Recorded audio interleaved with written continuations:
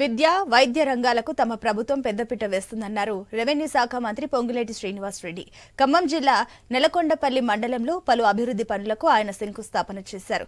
గువ్వలగూడెం గ్రామంలో health centre ప్రారంభించడంతో పాటు CC రోడ్లకు శంకుస్థాపన చేసి మాట్లాడారు. ధరణి వల్ల రైతులు ఇబ్బందులు పడుతున్నారని, ఎన్నికల్లో ఇచ్చిన హామీ మేరకు ధరణిని ప్రక్షాళన చేస్తున్నామన్నారు.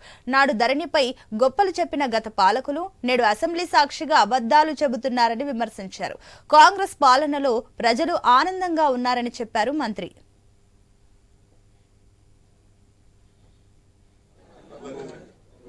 బైరోన్పల్లి ఉమామహేశ్వరి బైరోన్పల్లి కేవలం గ్రామ పంచాయతీ నిధులు మినహాయిస్తే రూపాయి నిధులు కూడా మనకు మంజూరు కానటువంటి స్థితిలో మంత్రి గారు ఒకటే మాట చెప్పారు, విద్యకి వైద్యానికి పెద్దపీట వేసింది అన్నది మీకు ప్రత్యేకంగా చెప్పనవసరం లేదు.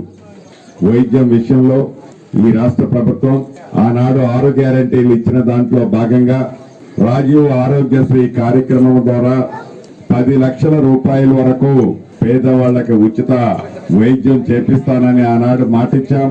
ప్రభుత్వం వచ్చిన మొదటి నెలలోపే ఈ 10 లక్షల రూపాయల రాజీవ్ ఆరోగ్యశ్రీ కార్యక్రమాన్ని ఈ రాష్ట్ర ప్రభుత్వం చేపట్టిందని ఈ వేదిక ద్వారా మీకు తెలియజేస్తున్నాను.